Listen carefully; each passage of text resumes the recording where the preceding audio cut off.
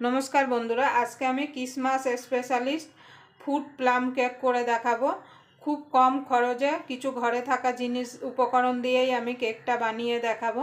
তার জন্য আপনারা প্রথম থেকে শেষ পর্যন্ত ভিডিওটা দেখবেন। আশা করি আপনাদের ভালো লাগবে। যদি এই কেকের রেসিপি আপনাদের ভালো লাগে তাহলে অবশ্যই একটা লাইক করে দেবেন। আর আমার চ্যানেলের নতুন বন্ধু হয়ে থাকলে অবশ্যই চ্যানেলটা সাবস্ক্রাইবার করে আমার পাশেই থাকবেন। আর পাশের বেল আইকনটা অবশ্যই বাজিয়ে দেবেন, আমি যখন কোনো নিত্য নতুন রেসিপি আপলোড করব সবার আগে পাওয়ার জন্য। এখানে ফুড প্লাম কেক বানানোর জন্য আমি একটা বোল নিয়ে নিয়েছি। এবার বোলের মধ্যে আমি এখানে কমলা লেবুর জুসটা ছেঁকে নেব। আমি এখানে কমলা লেবুর জুস দিয়ে করছি। আপনারা চাইলে যে ফ্রুট জুসটা কিনতে পাওয়া যায় বাজারে 10 টাকা প্যাকেট, ওটা দিয়েও আপনারা করতে পারেন। দেখুন বন্ধুরা, এখানে আমি কমলার অরেঞ্জ জুসটা ছেঁকে নিয়েছি। এবার এর মধ্যে আমি কিছু ড্রাই ফ্রুট ভিজিয়ে রাখবো। এখানে দিয়ে দেবো কালো কিশমিশ, খুব বেশি আমি দেবো না, কম করে দেবো। এমনি কিশমিশ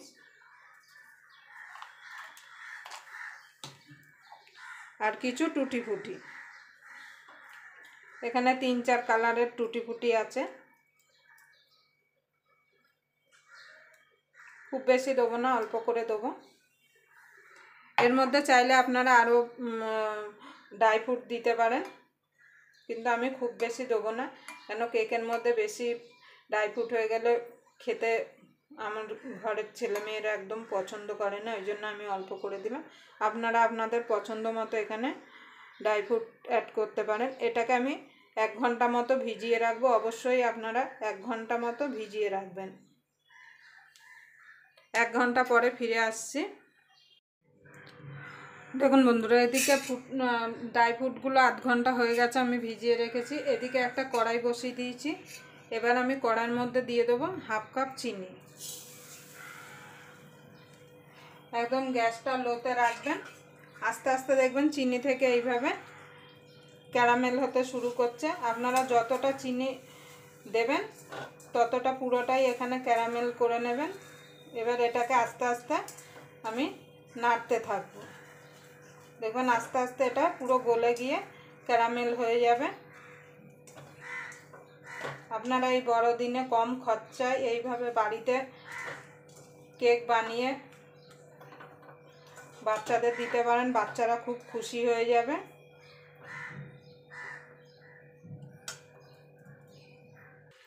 দেখুন বন্ধু, এখানে দেখুন কত সুন্দর কালার এসছে। এবার দিয়ে দেবো 1/2 কাপ জল। জলটা দিয়ে কিন্তু সঙ্গে সঙ্গে নাড়তে হবে।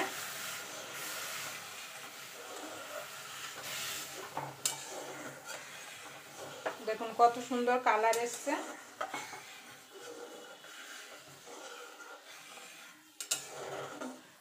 দেখুন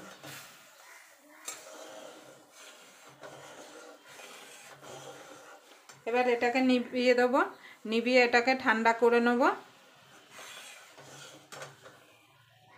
দেখুন বন্ধু, এখানে একটা কেক টিন নিয়ে নিয়েছি। এবার দিয়ে দেবো একটুখানি সাদা তেল। কেক টিনটা আমি রেডি করে নেব। এবার তেলটাকে ভালো করে ব্রাশ করে নেব।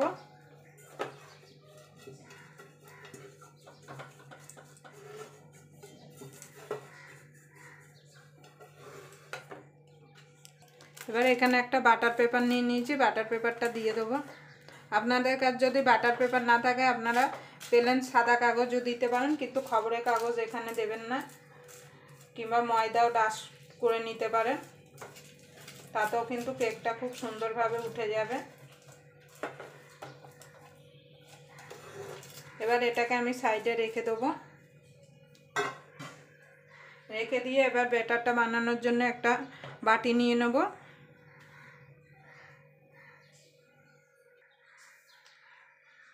এবার এই বাটির মধ্যে দিয়ে দেবো 1/2 কাপ দুধ। এখানে আমি দুধটাকে জাল দিয়ে রেখেছি আগের থেকে। 3 থেকে 4 চামচ মতো দিয়ে দেবো সাদা তেল।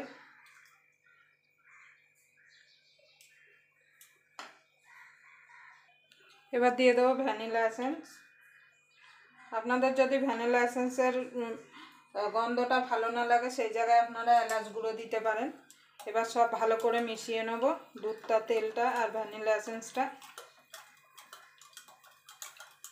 এটাকে আমি সাইডে রেখে দেবো। আমি এখানে এলাচ গুঁড়ো দিলাম না, আপনারা চাইলে দিতে পারেন। এবার এখানে 1 কাপ ময়দা আমি মেপে রেখেছিলাম সেটা দিয়ে দেবো। আমি মেজারমেন্ট কাপ মেপে নিয়েছি, আপনারা চাইলে যে কোনো বাটি কিংবা কাপ মেপে নিতে পারেন। এবার ভালো করে মিশিয়ে নেব। এবার যে ক্যারামেলটা করে রেখেছিলাম সেটা দিয়ে দেবো, পুরোটাই দিয়ে দেবো। দিয়ে এবার ভালো করে মিশিয়ে নেব।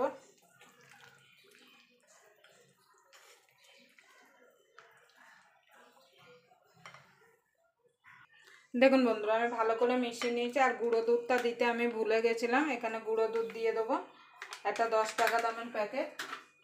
গুঁড়ো দুধটা দিলে কি হবে, কেকটা খেতে ভালো লাগবে। এবার ভালো করে আবার মিশিয়ে নেব। আপনারা যখন ময়দাটা দেবেন তখনই গুঁড়ো দুধটা দিয়ে দেবেন, আমি একদম ভুলে গেছিলাম বলে পরে দিলাম। এবার গুঁড়ো দুধটা ভালো করে ময়দার সঙ্গে মিশিয়ে নেব। আমার এখানে মেশানো হয়ে গেছে। এখানে যে আমি ড্রাই ফ্রুটগুলো অরেঞ্জ জুসে ভিজিয়ে রেখেছিলাম সেটা দিয়ে দেবো। দিয়ে এবার সবগুলো একসঙ্গে ভালো করে মিশিয়ে নেব। দেখুন বন্ধু, এখানে আমি কটা কাঠবাদাম আর কটা হচ্ছে কাজু কুচিয়ে রেখেছিলাম সেটা দিয়ে দেবো। আপনারা চাইলে যখন অরেঞ্জ জুসের ড্রাই ফ্রুটটা ভেজাবেন তখনই দিয়ে দিতে পারেন। আমি আমার এখানে পছন্দ মতো ড্রাই ফ্রুট দিয়েছি, আপনারা আপনাদের পছন্দ মতো এখানে ড্রাই ফ্রুট অ্যাড করতে পারেন। এবার ভালো করে মিশিয়ে নেব। এবার দিয়ে দেবো 1 চামচ বেকিং পাউডার,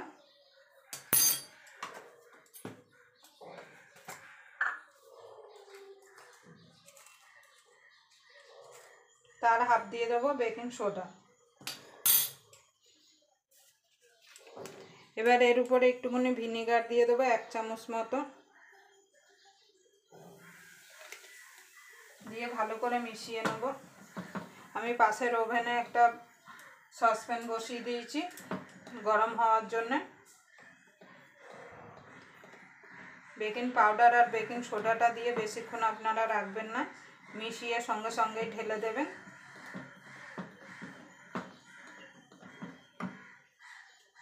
এবার কেক টিন নিয়েছি, এবার ঢেলে দেবো। একটু উপর থেকে ঢালতে হবে।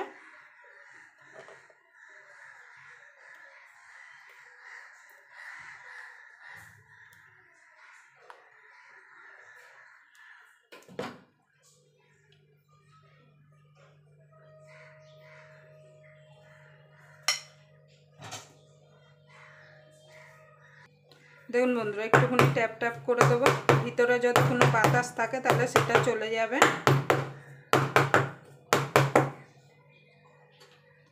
এবার আমি সসপ্যানের মধ্যে বসিয়ে দেবো।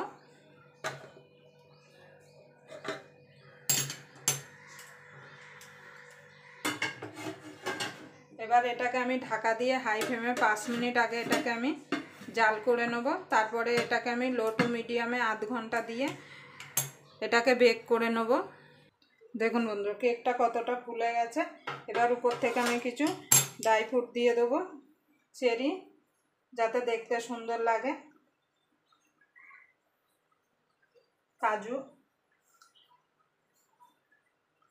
কালো কিশমিশ, এমনি কিশমিশ, কিছু টুটি ফুটি এভাবে উপর থেকে দিয়ে দেবো। দেখুন বন্ধুরা, আমি কিছু ড্রাই ফ্রুট দিয়ে সাজিয়ে দিয়েছি। এবার ঢাকা দিয়ে দেবো, দিয়ে এটাকে আমি বেক করে নেব। দেখুন বন্ধুরা, কেকটা হয়ে গেছে। আমি একটা টুথপেস্টের দ্বারা দেখছি, দেখুন একদম পরিষ্কার বেরাচ্ছে, মানে কেকটা হয়ে গেছে। দেখুন উপর থেকে ফেটেও গেছে। এবার কেকটাকে আমি নাবিয়ে নেব। নাবিয়ে এবার কেকটাকে ঠান্ডা করে তারপর আপনাদের দেখাচ্ছি যে কেকটা কেমন হলো। দেখুন বন্ধুরা, কেকটা ঠান্ডা হয়ে গেছে। এবার সাইড থেকে একটা ছুরির সাহায্যে আমি এইভাবে ছাড়িয়ে নেব। এভাবে ছাড়িয়ে নিয়েছি, একটা প্লেট নিয়ে নিয়েছি। এবার প্লেটটাকে এইভাবে উল্টে দেবো, দিয়ে এইভাবে আমি কেকটাকে দেখুন কত সুন্দর দেখুন বেরিয়ে এসছে। আর দেখুন একটু কেক টিনের গায়ে লেগে নেই। এবার আমি যেটা বাটার পেপারটা দিয়েছিলাম সেটা তুলে নেব এইভাবে। দেখুন বন্ধুরা আমি বাটার পেপারটা তুলে নিয়েছি, আর কালারটা দেখুন কত সুন্দর হয়েছে আর কত নরম হয়েছে। দেখুন দেখুন কতটা নরম কেকটা দেখুন।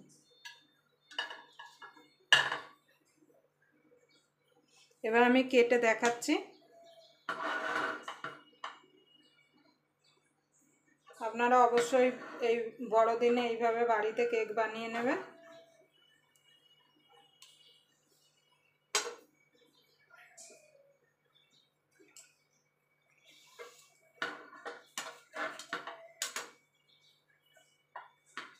দেখুন বন্ধুরা কতটা সফট আর কতটা জালিদার হয়েছে ভেতরে, দেখুন কতটা নরম হয়েছে। আবার আপনাদের সঙ্গে কোনো নতুন রেসিপি নিয়ে দেখা হবে। ততক্ষণ পর্যন্ত আপনারা ভালো থাকবেন, সুস্থ থাকবেন।